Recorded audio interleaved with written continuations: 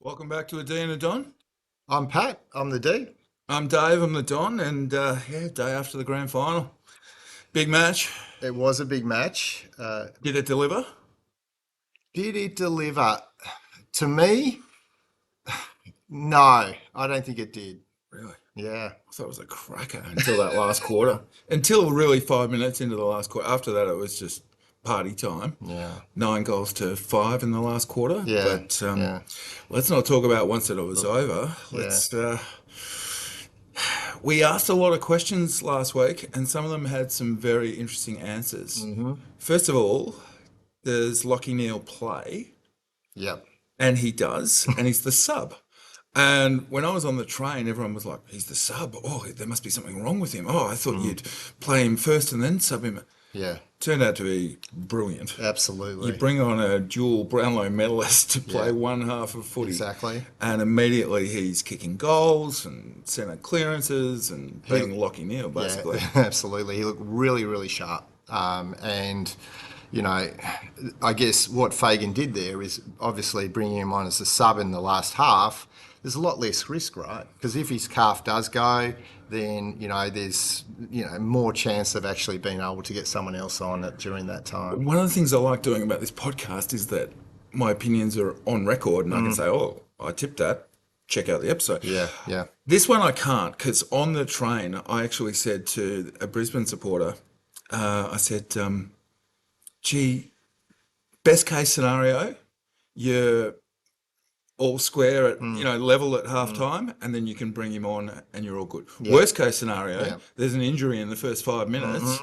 and you got to bring Neil on and cross your fingers that he can play, basically 4 quarters of footy, Yeah, which yeah. seemed very risky. It did. And yet, Yeah, that's why he's holding up a premiership cup and earning lots of money, and I'm yeah. just sitting here talking about it.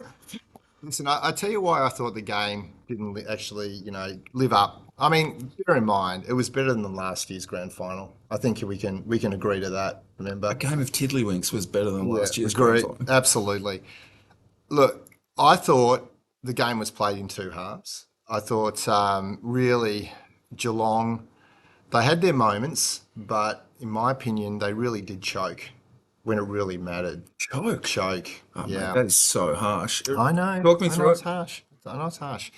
Well, for me in the first quarter, it was the pressure was on, but there was still quite a lot of mistakes on both sides. Yeah, it I think it's was. fair to say, right? They scored 2 goals each, except Yeah, Brisbane's was yeah, 1 goal 6. absolutely. So Brisbane really should have been ahead a bit more by quarter time, Uh, just because really Are Zach you blaming Bailey. Zach Bailey? I wouldn't blame Zach Bailey. Well, really they should have been ahead, So at right? quarter time, he had no goals and 4 points. Yeah, And you were thinking, oh, wow. yeah. Everyone who had him in the Norm Smith Yeah. betting was like, oh, dude, start kicking Yeah, straight. yeah. No, agreed. Agreed. Second quarter, he kicked nothing. And then third quarter, he managed to soccer one through from about 2 meters Hmm. out. And at that point, he had 1-4. Hmm. He got to 1-6. And the commentators were like, oh, mate, come on. Yeah. And then the last quarter, he joined in the party and he ended up with 3-6. But Yeah. I can't back him. I can't say he deserved the Norm Smith because when the game was over, when Fagan was down on the Mm. on the Mm, bench, mm, mm, mm, hugging people and everything, mm. he'd kicked 1-6. Yeah. So you can't really say he's won the No. game. Look, no, no, but he certainly did more than just, kick points and a goal, Right. right? He was everywhere Mm. and he was slicing and dicing like Zach Bailey does, right? So he was very influential in the first half. But what I did notice in the first quarter and the second quarter was I felt Holmes and Dangerfield were really trying to overkick the ball. I saw at least a few occasions where Holmes can basically kick 50 or 60 in his sleep, and he really did try and like boot the ball and really not lower his eyes and go for those short stabbing kicks, which he's very good at. and also linking up other players as well. So I saw that there was some danger signs there for Geelong. I really thought that Geelong really, their back line really sort of kept them in the game with Humphrey. And, I thought there was some, Henry was doing a few good things as well. But yeah, I kind of really worried about, whether Geelong were really in it, even at quarter time, at the end of quarter time. Have you ever seen Holmes have a worse day at kicking the footy? Yeah. Like, Yep. his kicking's usually really good. Yeah. And God, whether he was kicking out or kicking inside 50 Yeah. or around the ground, Yep. and they were costly turnovers. Yeah. Because Absolutely. Brisbane have got those guys who just swoop and they Yeah. start running. Yeah. Yeah. Zorko, especially after quarter time, he changed that game. He was dominant off half back. And when you've got a guy like that who can spot up, you were saying Ashcroft, handball to Bailey to McLaughlin. Yeah. I think one day we'll look back on those guys as Yep. some of the best players of this era. Yeah. No, look, absolutely. And the big concern I had, and going to even half time now, is that I really didn't see much of Jeremy Cameron at all. So Darcy Gardner was doing an absolute job on their best, probably the best forward in the league. So, Okay. that was a concern, and there was certainly, If you're Brisbane, that's exactly what you want because you want Shannon Neal to be sole focus. yeah, Guy kicked one goal, had 5 disposals, 4 of them came from free kicks. I don't think you can blame Cameron because second half he was. So last week, I heard something during the week where someone was talking about how locked in Dangerfield was and how in the zone he was. And Jeremy Cameron apparently had tried to speak to him 3 or 4 times during the game and couldn't get a word out of him because he was so locked in. right.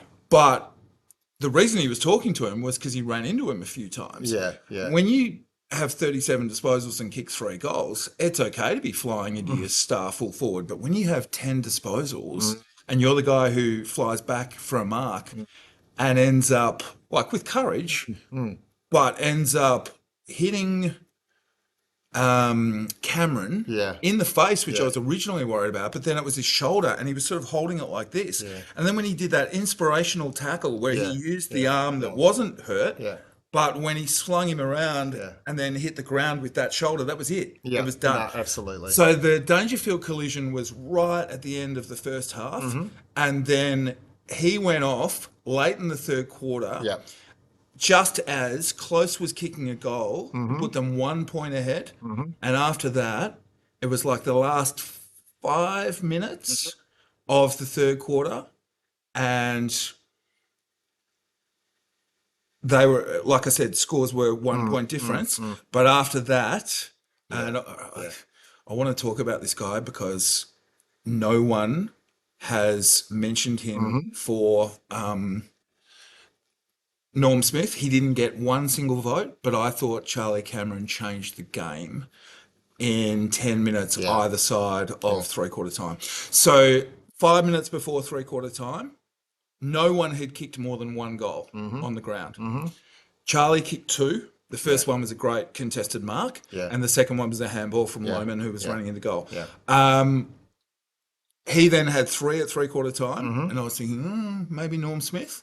Start of the first quarter, he kicked the first goal, and he now had 4, and no one else had more than 1. And so I actually would have given it to him. Really? 10 disposals, I would have given him to Norm Smith. I would have had Ashcroft second, and I would have had Zorko third. And I know 10 disposals for. If he'd have kicked 1 or 2 more in the last quarter, I think they would have just handed it to him. Or at least he would have got votes. But when I checked the votes this morning, not one person said that Charlie Cameron was one of the 3 most important players on the ground. And I thought without him, it would have been a lot closer. Yeah, I mean, you raise a good point there, Dave. You really do. I mean, and again, why I thought the grand final didn't live up to the hype I wanted to do was Brisbane came out to play, but I just saw things with Geelong which very Ungeelong-like, right? And you want both sides really being able to really go at it and, show their precision and skill and not make as many mistakes. But look, at the end of the day, I thought Brisbane were way too professional. So was Bailey Smith worrying you? Because he ended up with 29 disposals. Yeah, look, he wasn't worrying me. I just didn't think he was as effective as what he has been. I felt that he was kind of trying to stop the damn wall from breaking, and there was a crucial a tackle in the third quarter. Remember, and then all of a sudden he got caught with Are the you talking ball. about Rayner?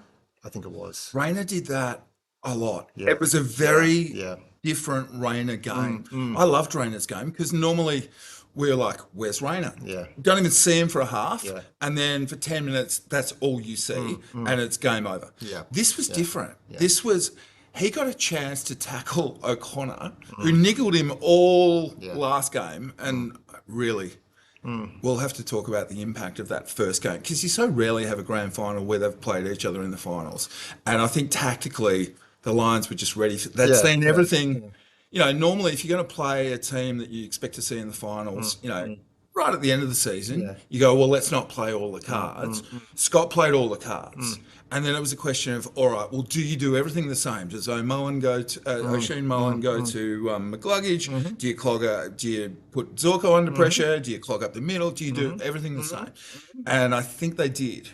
And Fagan just went, okay, well, we've been ready for that all week.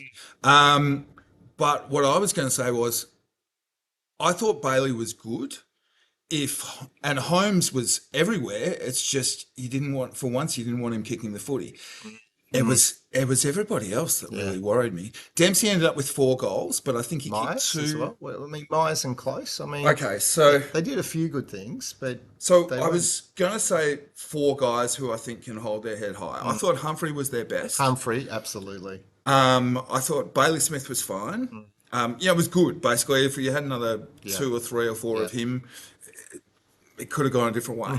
But Holmes was a real worry with the kicking. 33 possessions. I know, but how many of them were highly effective? Yeah. And how many of them actually hurt his team? Yeah. And then Dempsey ended up with 4, but I think he might have got some of their ones in junk time in the last quarter. After that, let's see. Reece Stanley, I mean, he actually got subbed off. So Atkins had 20. Yeah. Manor had 16 and 1 goal. Bose 16 and 1 goal. Myers 16, no goals. Yeah. Close 12, no goals. Blitzavs 11, no goals. Jai Clark 14, no goals. Stengel 12, no goals. O'Connor 13, O'Sullivan 12, Henry 12, DeConing 10, Dangerfield 10. It's huge after what he did last week. And Reece Stanley 6. So was it a mistake to play Reece Stanley instead of going with Blitzavs and possibly DeConing in the ruck? Yeah. I think it was. They ended up subbing him off. Yeah. But by then I think they might have rued that decision. I'm surprised they didn't sub off Cameron. I mean, they surely they knew he had a broken arm, and he wasn't making the impact. They had to go smaller. My opinion was that Scott had to make the move and had to go smaller in the forward line. And given the fact that Cameron wasn't impacting, you could tell that Brisbane were actually clogging up the forward line and the entries. You've got to go for the short kicks. You've got to go to be instead of dumping long, and there was too much dumping long. So the last game with the sub, it's turned out to be hugely influential in a grand final. Lockie Neal comes on as a sub and it's a masterstroke. If there were 5 on the interchange bench, which I believe is what's going to happen next year, Scott could have just gone, all right, well, let's just put Jeremy Cameron on the bench. Let's get him with a doctor so we can get him on as quick as possible. But there's not that, well, do we sub him? Do we not sub him? It'd be get Jack Martin on. And you could have done that all day. So Chris Scott was saying this morning that he'll be glad to see the back of the sub rule. And I don't think he'll be the only coach who would agree with that, to be honest. No. Special mention to the umpires too. To be honest, it was not, I didn't see too many contentious Do you know free what the kicks. free kick count was at halftime? No. 17-4, Geelong's way. Wow. And I wouldn't have said any of them Wow. were undeserved. Yeah. Yeah. They were um, clearly holding free Yeah. kicks. That one that Rayner did on O'Connor, where he actually grabbed him high Yeah. and then slammed his whole body on him, that was actually worth 2 free kicks, I thought.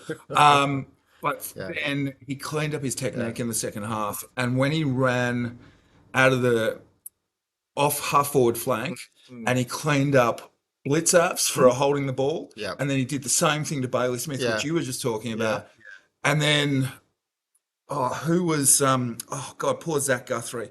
He wasn't Mm. bad. He had Mm. 16 disposals, but the only one that I'll remember was when he took the mark in the Mhm. back pocket, Mhm. kicked it to the goal square where Yeah. poor O'Sullivan had it didn't reach him, and he had to deal with 3 lions just swooping on him, and then Rayner kicks the goal, and that Yeah. that was Yeah. it. It was all over after that. Yeah. It Um, was junk time. mm. It really was. And let's call out Kai Lyman again. Jeez, he really does perform in the grand finals, especially, doesn't he? Him and Archie, Yeah. they both had great Yeah. grand finals 2 years Yeah. in a row. And Absolutely. got to mention Will Ashcroft. Yeah.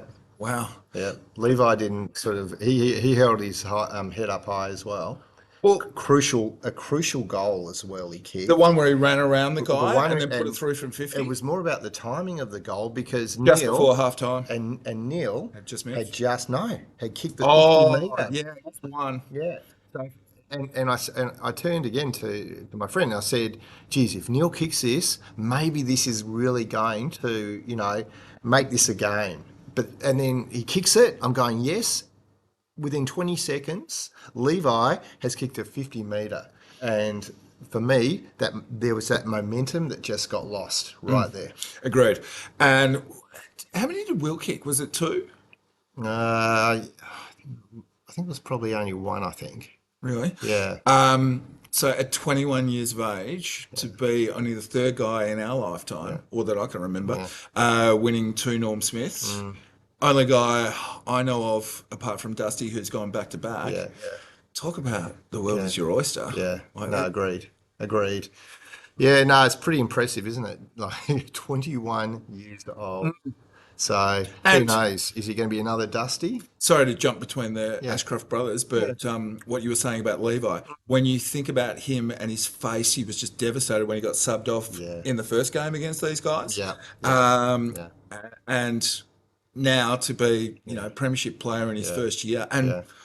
when he ran across, there was a bit near the end where you realised Brisbane were just starting to realise that they won. And Harris Andrews did something heroic like he did all day.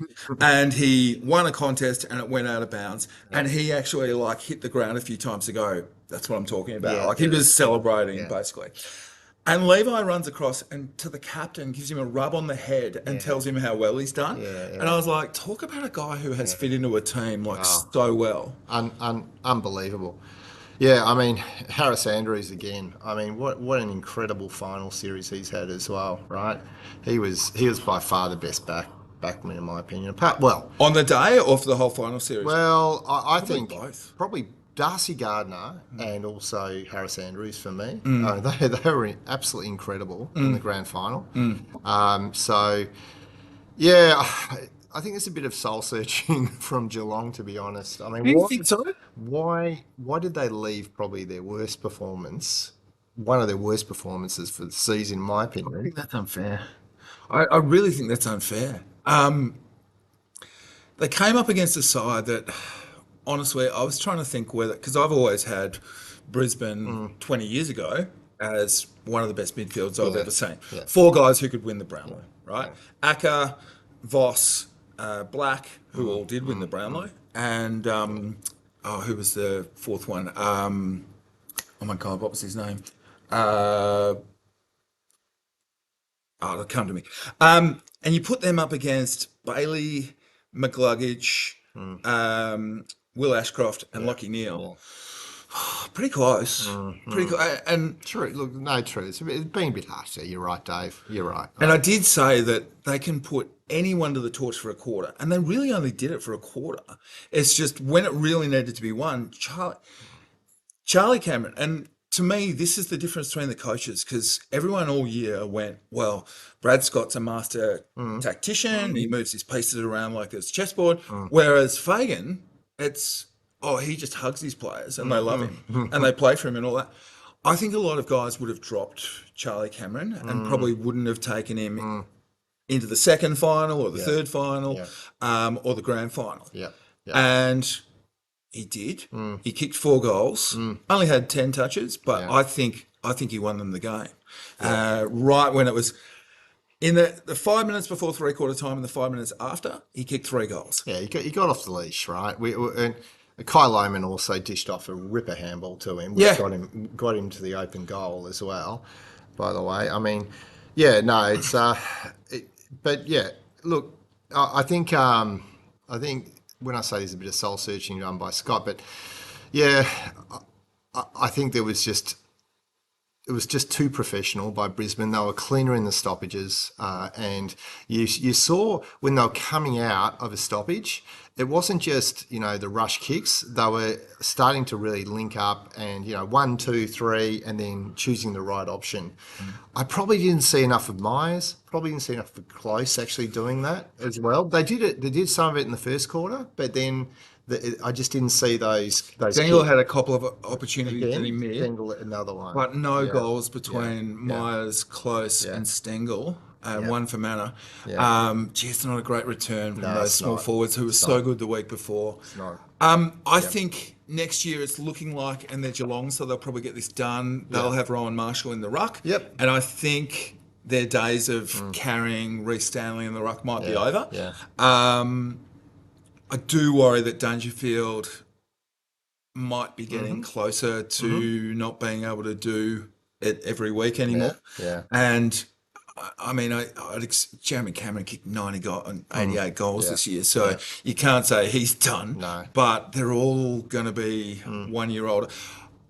Biggest story of the grand final for me was in the lead up and Tom Stewart.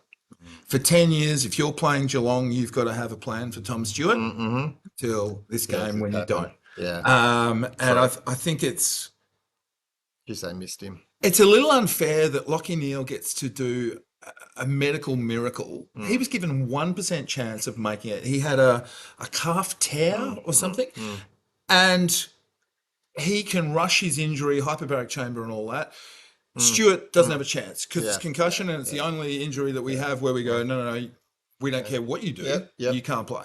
Yeah. But putting all that aside, because that's for greater minds than me to work out, but Stewart, and I don't want to bring in a bye before the grand final just for this situation, but Stewart was a massive loss, Yeah. a massive loss. And, you'll never know, but that could have been the difference.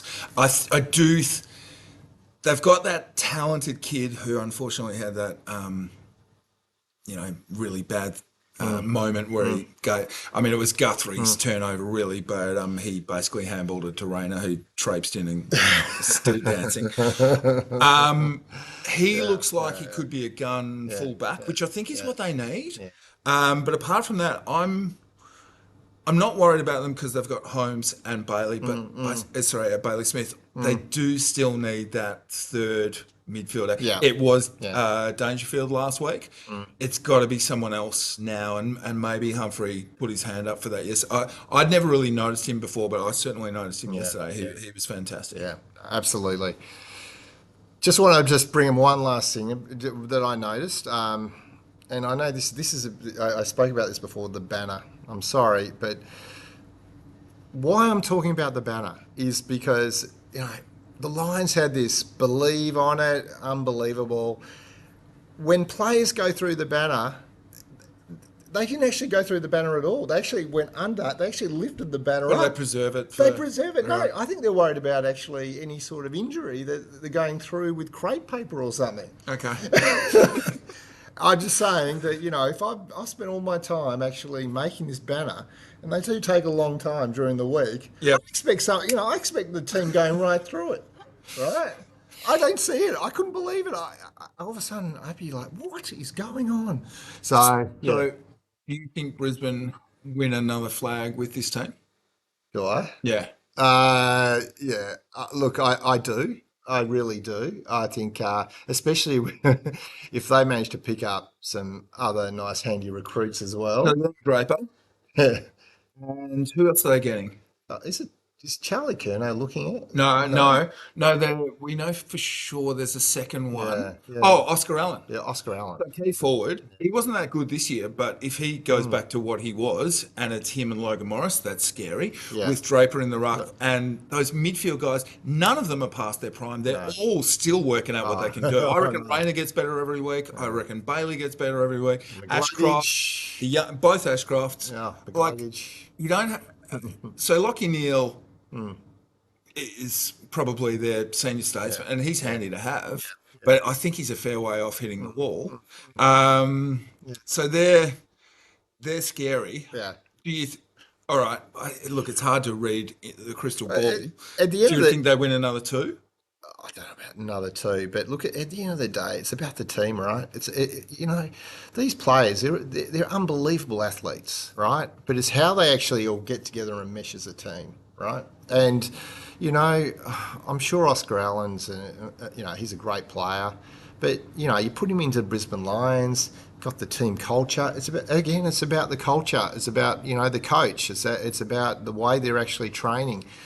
Yeah, absolutely. They can win one, It's if not two more. so interesting you bring that up because 9 years ago, when Fagan arrived, they were a They're basket a case. basket case. So Yeah. remember when Yo and there were two other guys, Polek, there were three Brisbane players, young, high draft pick, Yeah. who all left. Yeah. And they were the very opposite of a destination club. They were a get me away from this place. Yeah. And now, Oh, yeah. with what they've got, like everyone wants to go there. So kudos to Fagan for that. Yeah, I yeah. mean, that was, he might not be a tactical genius, but to have a club like that, and I mean, 10% of your club are two brothers who are, mates and all those Yeah. Rayners and Baileys and Yep. McCluggage who've Absolutely. grown up together. Yeah. Yeah. So yeah, Absolutely. I I think they could be just getting started. Ooh, getting Yeah. started. Well, yeah. You don't want to put the kiss of death on them, though. They're, s- they're so good. Yeah, I know. They're I so know. good. And we've said it all year, that much talent. Yeah. So I mean, who knows what's going to Yeah. happen next year, but Geelong and Collingwood Yeah. seem to be maybe going down, although it's a little unfair to Geelong because they do have some really good young players.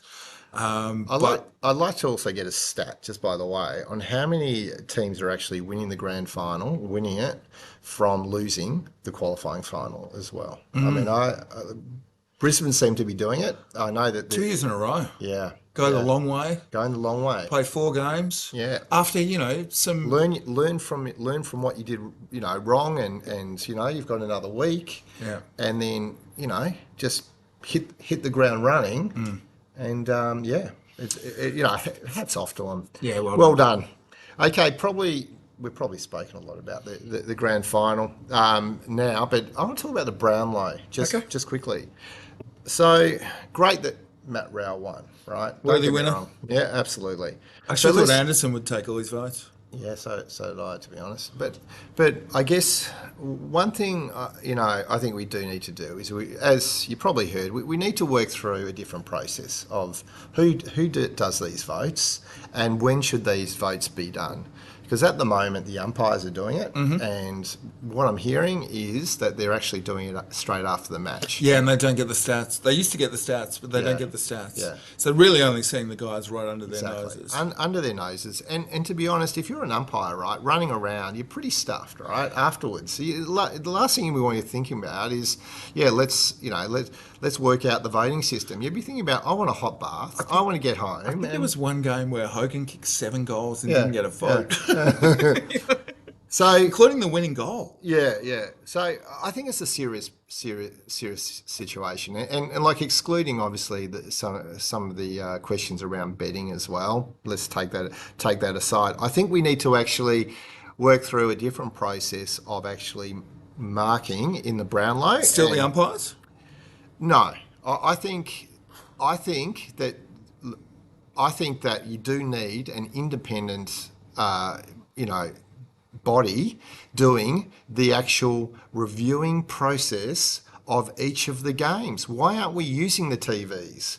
Right? Okay, turn off the commentary because you don't want to make a bias, but look through the actual match and so that So you've got time. who's doing the voting? Don't Oh, say journos. no, I'm not saying journos. I'm just saying an independent body who are specialists, who know the game of football, who actually don't need to do it right then and there after the match. I mean, why are we spending the All Australian? I know it's different, right? But with the All Australian, there's obviously time in which you work through that process. So why do we need to, go and actually vote straight after the match? Why not wait, a week or two, review the actual game properly, right? That's what I think anyway. And I think, let's be honest, right? The stat is alarming in that in the last 30 years, there's been 27 midfielders that have been awarded the Brownlow. It's the midfielders medal. The last Brownlow medalist who was a non-midfielder was Scott Wind in 1992. And then He was the ruckman before Darcy's dad. exactly. And then you've got Gavin Wanganeen, although you could almost argue he was a midfielder, but he was actually judged, I guess, as in the back line. It was a back pocket. Yeah, back pocket, right? So it's a real issue, and I think we've got to treat the situation with a bit of respect in terms of time to go through the process. All right, can I be a little more positive? Yeah. AFL changed a rule this week, and it's something that I called for on this show done. about 6 months ago. Oh, no, I didn't get it right. My system was much more complicated. You can only use first round, second round picks. The AFL came up with something very simple. Yeah. If you want Levi Ashcroft, Yeah. Will Ashcroft, Yeah. Buick's son, who we want in 2 years' time, you have to pay for him in 2 picks. Yep. So all of this thing where I've been going crazy about Nick Dacos being got for pick 41, Yeah, yeah. 44, 47 and 51, no more, Yeah. right? Whatever points you need, and you still get your 10% discount because it's a father-son, so you're not getting ripped off. You are just paying market price or slightly under.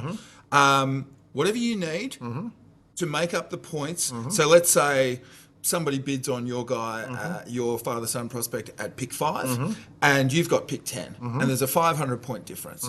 All right, well, you need to give that pick 10 Yeah. and maybe a third rounder for the 500 points, Yeah. right? If it's 1,000 points, then maybe it's a first round and a second round or 2 first rounds. You got to do it in 2 picks. And I love that. And I actually hope they extend that to the academies as well. Because I'm just sick of seeing all these clubs, whether it's a father-son or an academy, just load up on all the picks in the 30s, 40s and 50s and walk away with an absolute steal. And, it's too late for guys like Sam Darcy and Nick Dacos and Will Ashcroft and all these guys who clubs have got for a sit. But you've got to change it at some point, and they have. And so well done, AFL. I'm very absolutely. Finish with Merit Talk, which got cut off. We actually found out the hard way that we've got a 52-minute limit on the show because I was just getting wound up last week. I know. Maybe that was. I'll do it. You were getting bored. Did you just click on something to just? I don't know what happened, mate. It's just run out. So I'll just ask you a series of questions. Okay. You're Hawthorn. You want Zach Merritt, and you've had a 4-hour conversation where you've sold him with you in the midfield and Jai and Will Day. Oh, magic, right? Come with me.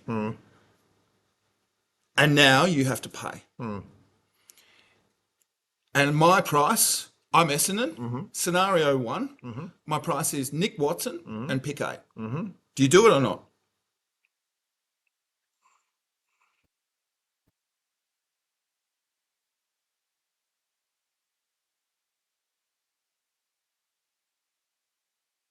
Yes. So you want Merritt, you give up Watson, you give up pick 8. Yes. Okay. Scenario 2. That's another scenario. There's like about 5. Well, let's stick with 3. Here's 2. Josh Weddle Yeah. for Merritt. Yes or no? Just Josh Weddle. That's it.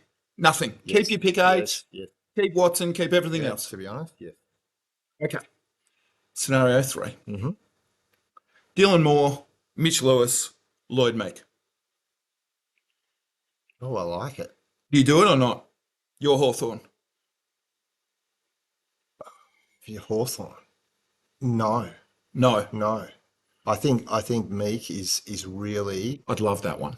I know you I would. would love that one. I know. I would take that. Don't worry about Cam McKenzie, pick 8, any of that. Yeah, I mean he's a very good player, and he structures up very well at Hawthorn. They really need Meek. Hawthorn. I like what we've done in the last week. Said nothing except the new president Welsh has come out and said Not happening.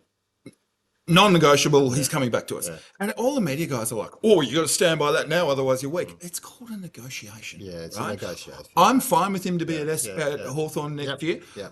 I'd take him back at Essendon, not as the captain, but if we got to do it that way, to show teams like Hawthorn, you just can't come and do this, right? And I'll tell you one other thing. If you're an AFL player and Sam Mitchell calls you and says, do you want to catch up for a coffee? Or why don't you bring the wife round to my place? You have to know that's getting leaked, right? Yeah. That's now a proven part of the way he does business. And if you go to that coffee or you go to that dinner, you need to understand that when you go back to the club, it's burning down and all your bridges are burned and all your relationships and all your mates are coming out in the press and going, well, that's disappointing. And I thought he was our leader and all of that. And part of me feels sorry for Zach that he's probably had a really rough 2 weeks. Right? Yeah. I don't think when he accepted a 4-hour, but I want him on the phone to Mitchell going, you said we were doing this, right? Now you're saying I'm only worth pick 8 and some player, no one's ever, seriously, man, what were we talking about for 4 hours? Because you sold me on this and now I've got no way back there. You're trying to make it so I've got no way back there. I think Mitchell's playing the short game. And all the people who say, oh, good on him, and who gives a stuff about Essendon? Well, I think you only get to burn so many people that way before people start to go, okay, I'm going to think very carefully before I talk to Sam Mitchell. So the merit negotiation has 3 more weeks to go. But look, I've got some other ones with Cam McKenzie and pick 8, but I've told you, we've got picks. I think if we get the right, if we finally get a bounce, and I think this whole Essendon are a basket case impression that everyone seems to be saying could really help us because it might make the AFL go, do you know what? Let's cut him a break with Sam Draper. Because if we've got 4, 5, and 6, at the moment we've got 4 and 5. With Draper, we'll either get 6 or 19. But if we've got 4, 5, and 6, what the hell do I want pick 8 for? Yeah. If I've only got pick 4 and pick 8, I'll be cynical and say clubs aren't very good at this stuff. How often are you going to get it wrong and you get a better player at pick 8 than pick 4? Let's say 50%. How many times, if you give me 5 and 6 as well, are you going to get to 8 and have a player who's better than those 3? Like, I've got everything I want with 4, 5, and 6, and then I've got 2 academy players coming in, and if I play it right, I get 21, 22 as well. Yeah. Give me 2 or 3 good players. Anyway, that's it. Finish my merit round. And I think we're finished for the year. I think we are. It's been a pleasure, my friend. absolutely. We'll see you next year. Thanks so much for watching us. Hope absolutely. you enjoyed the season as much as us. We've loved it, and we can't wait to be podcasting next year. Thanks, guys. Have a great summer. Bye-bye.